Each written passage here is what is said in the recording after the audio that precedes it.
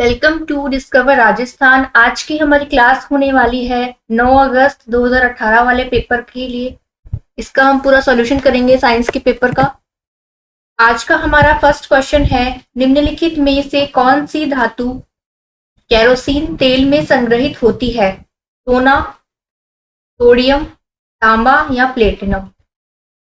Kerosene तेल में संग्रहित होती है सोडियम। इसका करेक्ट आंसर होगा ऑप्शन नंबर बी।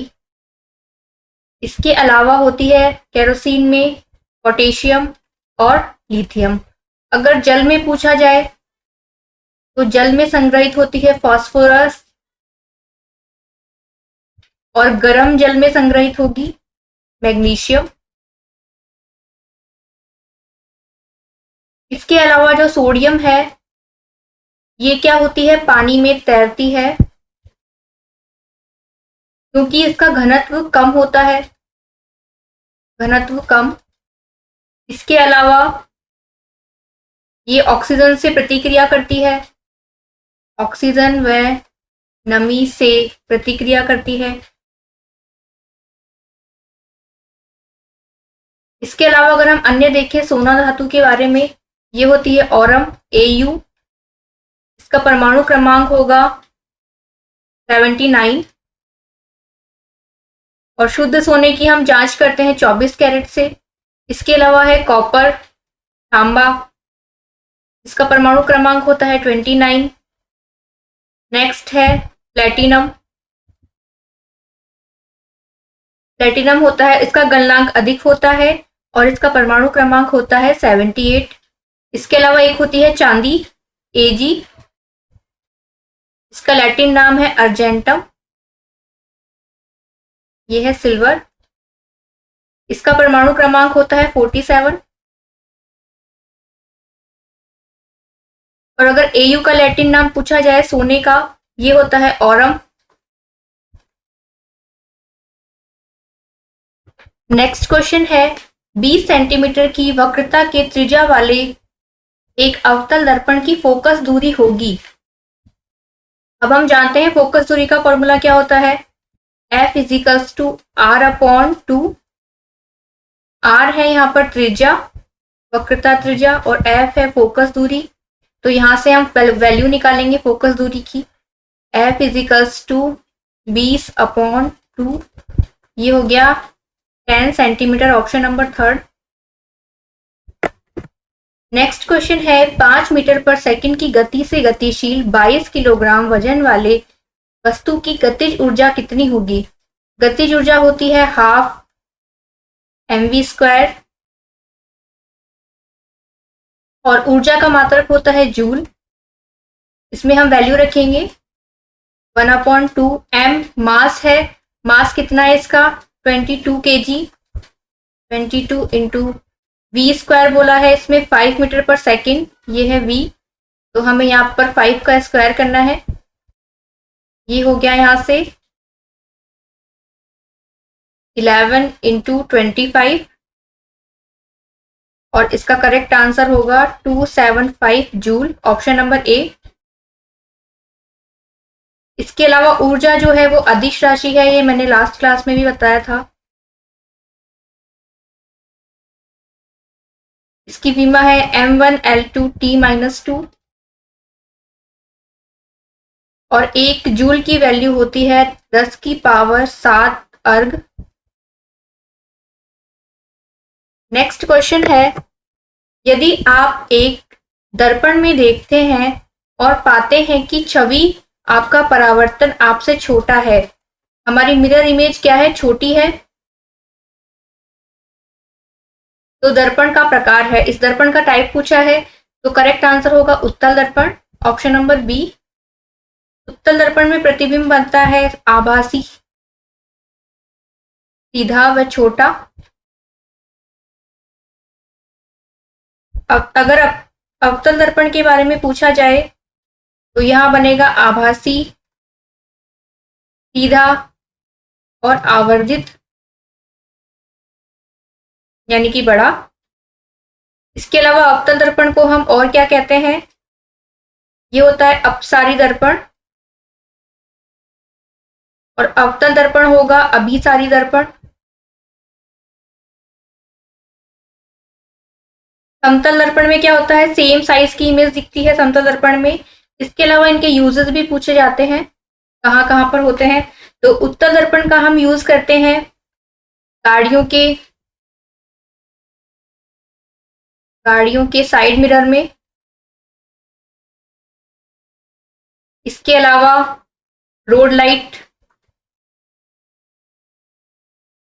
में परावर्तक के रूप में,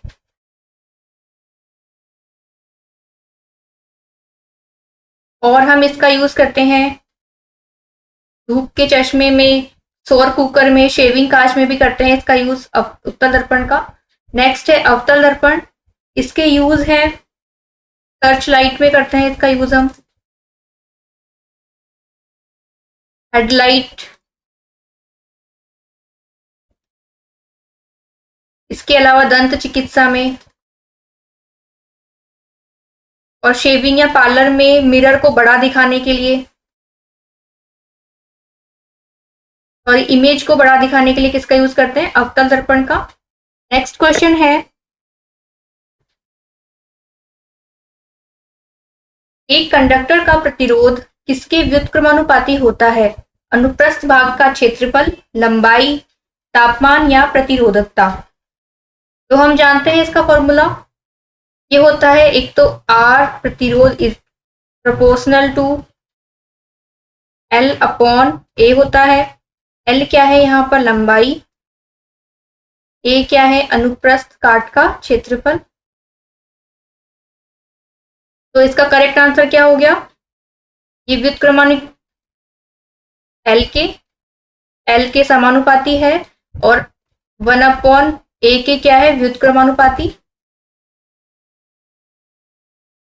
इसके अलावा इसमें दिया है प्रतिरोधकता। तो प्रतिरोधकता क्या होती है, जब ये समानुपात का साइन हटेगा तो यहाँ पर क्या आती है, कांस्टेंट वैल्यू आती है, ये आता है रॉ एल अपॉन ए।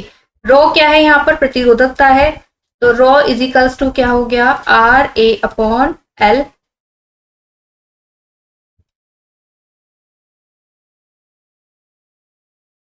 ओम इंटू मीटर इसका मात्रक है। इसके अलावा क्या होता है, और अगर हम प्रतिरोधकता की निर्भरता देखें कि तार किस टाइप का होना चाहिए, तो ये निर्भर करती है तार की प्रकृति व ताप पर। ये क्वेश्चन पूछा भी जाता है, प्रकृति व ताप पर निर्भर करती है। इसके अलावा ये लंबाई पर निर्भर नहीं करती, ना क्षेत्रफल पर निर्भर करती है, और ना आकार पर निर्भर करती है।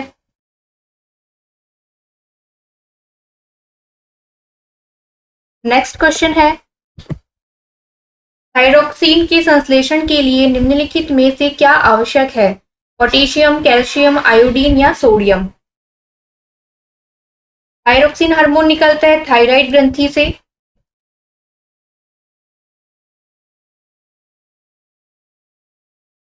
और इसका करेक्ट आंसर होगा आयोडीन। आयोडीन की कमी से और अन्य बीमारियां कौन कौन सी होती है, घेंगा या गॉइटर। के अलावा होती है हाइपो थायरोडिक,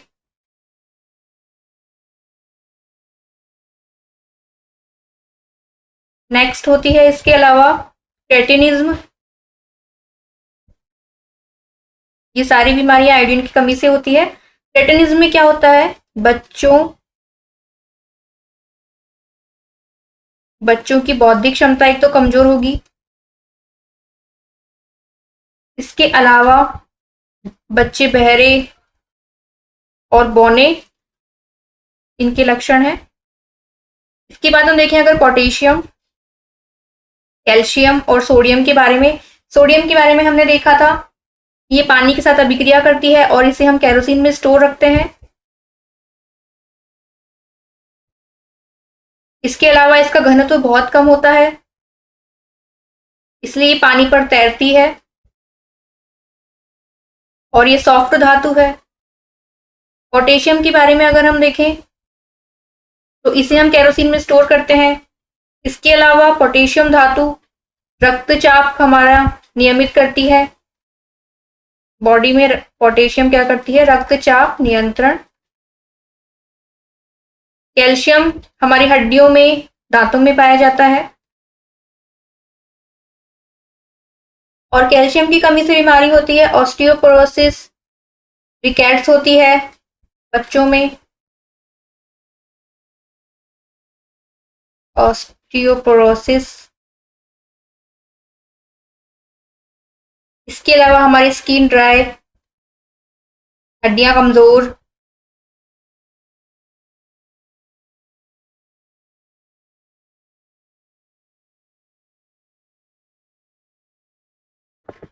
नेक्स्ट क्वेश्चन है, निम्नलिखित में से किसने रासायनिक संयोजन के दो महत्वपूर्ण नियमों की स्थापना करके रासायनिक विज्ञान की नींव रखी? Ernest Rutherford, Democritus, Antoine L Lavoisier, Joseph L Proust. तो इसका करेक्ट आंसर है option number C. Antoine L Lavoisier ने क्या दिया था? इन्होंने नियम दिया था रासायनिक संयोजन नियम। रासायनिक संयोजन नियम के अंतर्गत क्या दिए थे? दो नियम दिए थे। फर्स्ट नियम था इसमें द्रव्यमान संरक्षण, द्रव्यमान संरक्षण।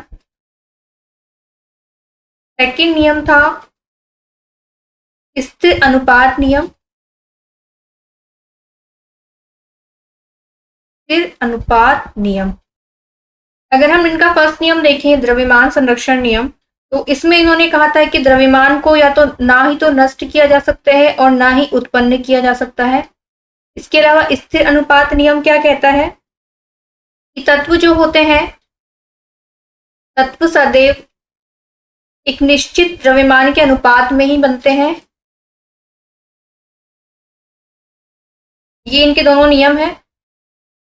क्वेश्चन में रासायनिक संयोजन नियम के अलावा भी द्रव्यमान संरक्षण का नियम भी पूछा जा सकता है और स्थिर अनुपात का नियम भी पूछा जा सकता है। इसके अलावा अर्नेस्ट रदरफोर्ड, इन्होंने नाभिक की खोज की थी, नाइट्रोजन गैस की खोज की थी। नाभिक की खोज में भी ये आते हैं गोल्डस्टीन के साथ में, गोल्डस्टीन। डेमोक्रिट्स, इन्होंने 400 ईसा पूर्व परमाणु की खोज की थी और इन्होंने परमाणु को नाम दिया था एटोमस, जिसका अर्थ होता है अविभाज्य कण। फिर है जोसेफ एल प्रोस्ट, इन्होंने भी निश्चित अनुपात का नियम दिया था, निश्चित अनुपात का नियम।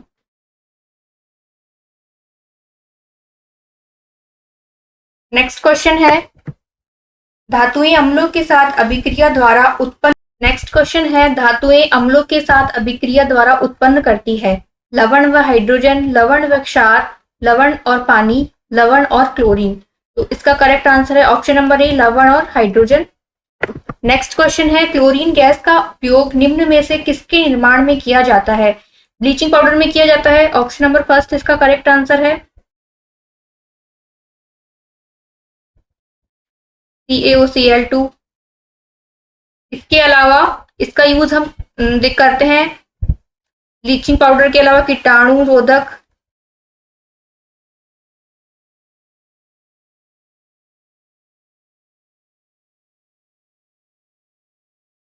और इसका हम यूज करते हैं क्लोरीन गैस का। एक तो ये होती है हरी पीली गैस, इसके अलावा ये होती है दम घोटू गैस,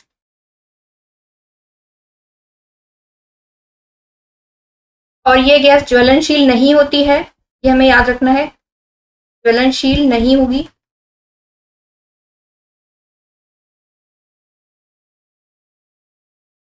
धुलाई सोडा होता है sodium carbonate Na2CO3, baking soda और बेकिंग पाउडर होगा NaHCO3 sodium bicarbonate. Next question है, किलोग्राम वजनी एक वस्तु स्थिर स्थिति में है, निरंतर बल लागू होने पर यह 5 मीटर प्रति सेकंड की गति प्राप्त करती है। बल द्वारा किया गया कार्य इसमें पूछा है, तो वही कार्य का फॉर्मूला क्या होगा, W is equals to 1/2 mv²। यहां से हम वैल्यू रखेंगे, m है 4, v² की वैल्यू है 5 का स्क्वायर। यहां से इसकी वैल्यू आ गई 50 जूल। ऑप्शन नंबर सी इसका करेक्ट आंसर है, बी 50 जूल। नेक्स्ट क्वेश्चन है, एक पौधे के तने या जड़ का घेरा किस कारण बढ़ता है, extra meristems, apical meristem, lateral meristem, intercalary meristem. अब ये क्या क्या होते हैं हम देखते हैं इनके बारे में थोड़ी डिटेल। इसमें बोला है जड़ का घेरा या तने का घेरा, तो इसका तो करेक्ट आंसर होगा ऑप्शन नंबर 3 लेटरल मेरिस्टेम। इसे हम कहते हैं पार्श्व विभज्योतक, उत्तक। और ये क्या करता है, पौधे उत्तक जो पौधे की पार्श्व वृद्धि, इसके अलावा अंगों के व्यास, ये बहुत इंपॉर्टेंट है, इसमें अंगों के व्यास की वृद्धि के लिए उत्तरदायी होता है, के लिए उत्तरदायी। अब ये हो गया लेटरल मेरिस्टेम। इसके अलावा इंटरकैलरी मेरिस्टेम क्या होता है, ये होता है अंतर्विष्ट विभज्योतक, अंतर्विष्ट विभज्योतक। और ये क्या करता है,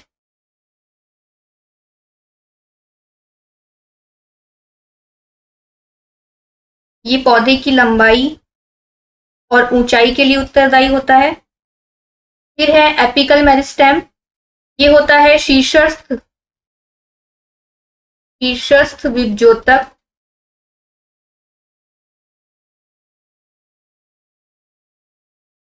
और ये क्या करता है, ये पौधे की जो जड़ें हैं और टहनियां हैं, टहनियों के जो शीर्ष होते हैं, लास्ट शीर्ष भाग या जड़ों के शीर्ष भाग, इनकी वृद्धि के लिए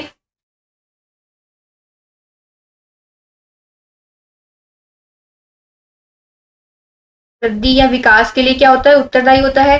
फिर है एक्स्ट्रा मेरिस्टेम। अब एक्स्ट्रा मेरिस्टेम होता है द्वितीयक विभज्योतक। इसमें क्या होगा, पौधे की मोटाई को ये परिवर्तित करते हैं, मोटाई में वृद्धि, मोटाई या परिधि को बढ़ाते हैं। इसमें बोला है घेरा, तो इसका करेक्ट आंसर होगा अंगों के व्यास के लिए उत्तरदायी होगा lateral meristem. Option number C इसका करेक्ट आंसर है। नेक्स्ट क्वेश्चन है, निम्नलिखित में से कौन बढ़ते भ्रूण के लिए पोषक उत्तक का कार्य करता है, युग्मनज, एंडोस्पर्म, अंडाशय या बीजांड। तो इसका करेक्ट आंसर है option number B endosperm. Endosperm क्या करता है, ये जो पौधे का पुष्पीय भाग है, पुष्पीय पौधों के बीच में क्या करता है, उत्तक होता है, उपस्थित उत्तक होता है, जो क्या करता है, भ्रूण को पोषण देता है, जो कि हमसे पूछा ही गया है कि भ्रूण को पोषक उत्तक का कार्य करता है एंडोस्पर्म। इसके अलावा जाइगोट क्या होगा, युग्मकों के मिलने से निषेचन होना है, उसे हम जाइगोट कहेंगे। इससे क्या होगा, युग्मक का निर्माण होगा या निषेचित एग। तो युग्मकों के मिलने से जो सेल बनती है उसे हम कहेंगे जाइगोट। नेक्स्ट है इसमें अंडाशय, इसे हम कहते हैं डिंब ग्रंथि।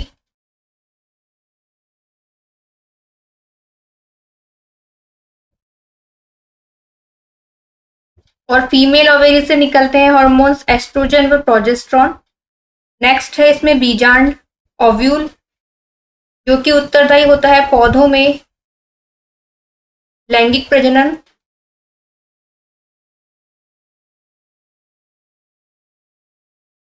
और बीजांड स्थित, अगर इसकी स्थिति पूछी जाए कि ये कहाँ पर होता है, ये होता है अंड कोशिका में स्थित।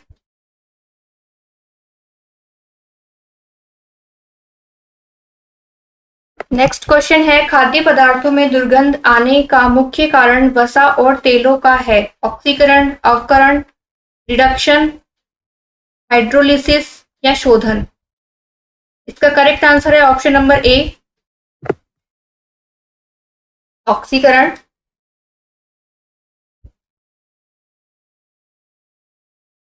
और ऑक्सीकरण के कारण ही लोहे पर जंग लगना, फलों का भूरा होना आदि अभिक्रियाएं होती है। ऑक्सीकरण में क्या होता है, ऑक्सीजन का जुड़ना कहलाता है ऑक्सीकरण। ऐसे रिडक्शन क्या होता है, ऑक्सीजन का बाहर निकलना। हाइड्रोलिसिस क्या होती है, ये रासायनिक अपघटन अभिक्रिया, जो कि क्या होगी, जिसमें जो पदार्थ होते हैं, जिसमें पदार्थों के रासायनिक बंधों को तोड़ने के लिए किसका यूज करते हैं हम, वाटर का। तोड़ने के लिए पानी का यूज करते हैं।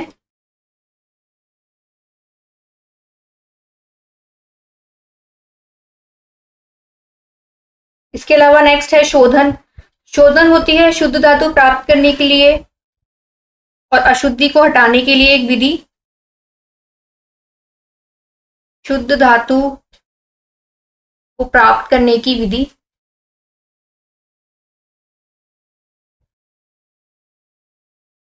नेक्स्ट क्वेश्चन है, निम्नलिखित में से कौन सा प्रकृति में कभी अकेले नहीं होता है।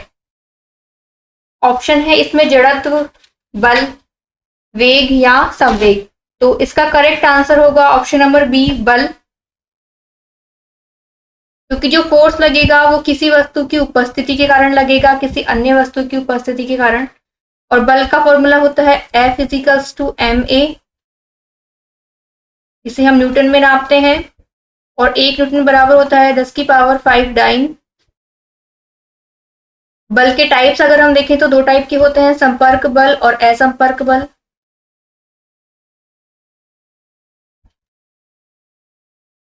इसके अलावा जड़त्व क्या होगा, जड़त्व ऐसा गुण होता है जो वस्तु की गति के विरोध का, वस्तु की गति में जो चेंज होगा, गति के बदलाव के विरोध का, बदलाव के विरोध की क्रिया है। नेक्स्ट है वेग। वेग होता है हमारे पास है v इक्वल्स टू dx/dt, विस्थापन में परिवर्तन। संवेग होगा p इक्वल्स टू mv, द्रव्यमान और वेग का गुणनफल।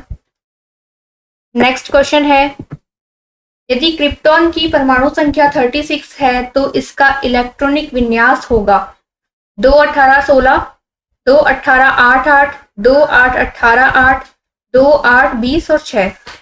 इसमें लिखनी है हमें क्रिप्टॉन की। सबसे पहले क्रिप्टॉन क्या होती है, क्रिप्टॉन होती है उत्कृष्ट गैस या नोबल गैस।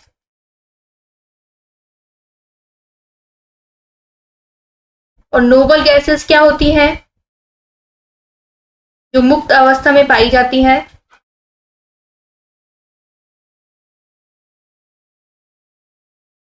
इसके अलावा ये क्या होती है, रासायनिक अभिक्रिया में भाग नहीं लेती।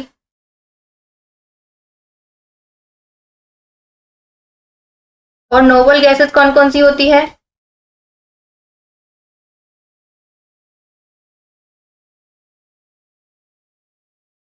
ये होंगी helium, neon, organ, krypton, xenon और रेडॉन। इनका परमाणु क्रमांक होगा 2, 2 10 18। क्रिप्टॉन का होगा 36, ज़ेनॉन का होगा 54, 86। इसके अलावा इसमें पूछा है इलेक्ट्रॉनिक विन्यास। इधर हम देखते हैं क्रिप्टॉन का इलेक्ट्रॉनिक विन्यास क्या होगा। परमाणु क्रमांक है 36।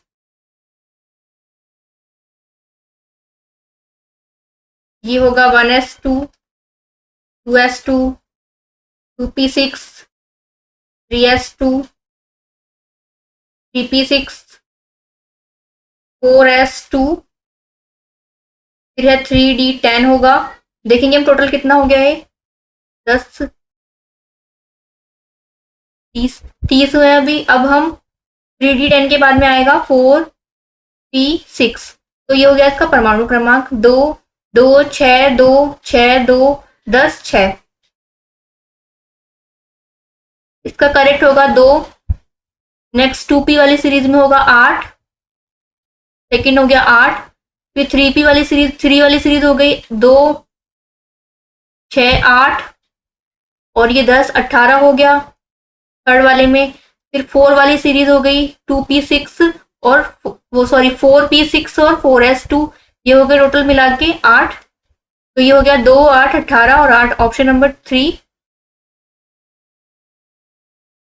नेक्स्ट क्वेश्चन है, यदि शामिल हो तो और अधिक विविधता उत्पन्न होती है। तो विविधता के लिए उत्तरदायी होता है लैंगिक जनन, ऑप्शन नंबर सी।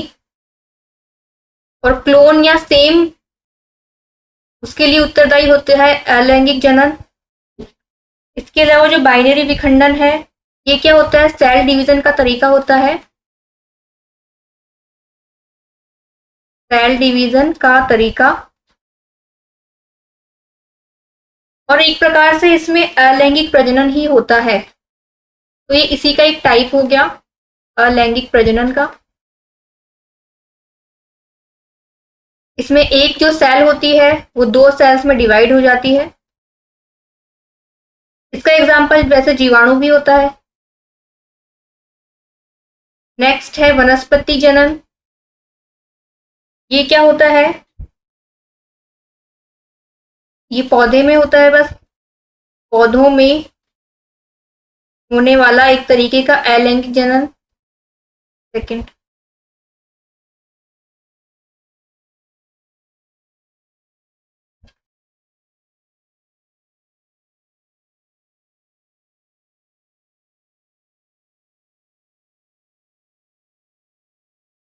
इसके अलावा जो ये बाइनरी विखंडन है, इसमें क्या होता है कि जो मूल सेल होती है, इसकी जो पहले वाली सेल होती है, सेम वैसी ही प्रतिमा बनती है, मूल सेल जैसी प्रतिमा। नेक्स्ट हो गया वनस्पतिक जनन। इसमें पौधों में होने वाला अलैंगिक जनन है ये। नेक्स्ट है लैंगिक जनन। इसमें क्या होती है, विविधता उत्पन्न होती है और इसके लिए आवश्यक होता है दो जनक की उपस्थिति। और इसमें क्या होता है, युग्मक निर्माण और निषेचन की क्रिया।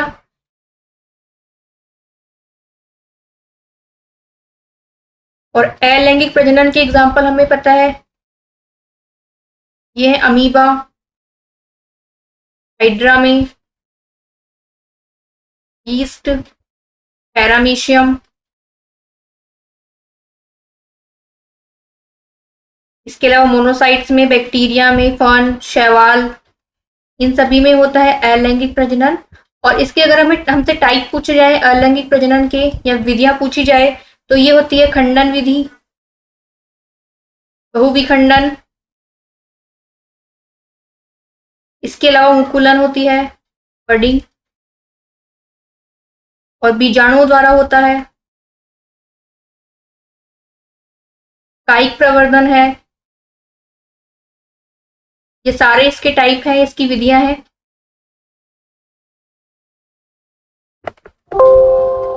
ये हमारा आज का लास्ट क्वेश्चन है। Thank you so much for watching our class. इसके बाद हम नेक्स्ट पेपर का सॉल्यूशन करेंगे।